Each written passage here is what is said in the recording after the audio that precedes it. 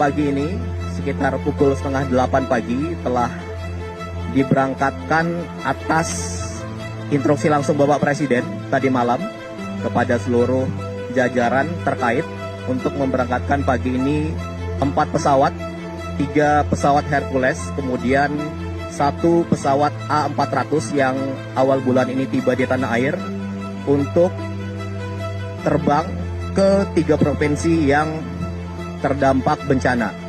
Jadi akan ke Padang, Sumatera Barat, kemudian ke bandara terdekat di Tapanuli, itu tepatnya nanti akan ke Bandara Silangit, Sumatera Utara, kemudian 1 ke bandara di Banda Aceh dan Lok Sumawe, Aceh Utara, karena adalah bandara terdekat dengan lokasi terdampak.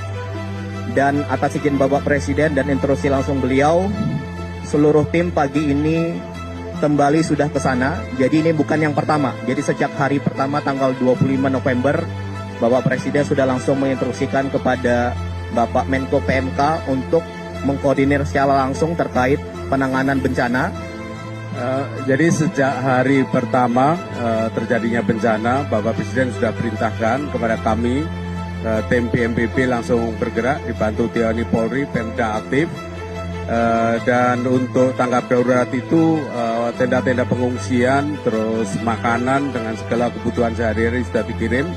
Dan kemarin kami juga melakukan rapat koordinasi dengan KL-KL terkait dan juga 3 gubernur, kemudian para bupati wali kota secara daring untuk mengupdate kebutuhan-kebutuhan terakhir yang diperlukan. Jadi yang dikirim hari ini atas perintah Bapak Presiden adalah kebutuhan yang sangat mendesak. Misalnya tadi disampaikan oleh Pak Seskap, alat komunikasi, perahu karet, kemudian genset listrik, itu hal yang juga sangat diperlukan untuk supaya pekerjaan-pekerjaan tanggap darurat ini semakin efisien. Jadi tim PU juga bergerak karena beberapa lokasi titik itu putus, ya. Mulai dari tanah longsor, kemudian yang jalan yang tertimbun dan lain-lain, itu juga sudah bergerak. Jadi kami fokus pada tanggap darurat.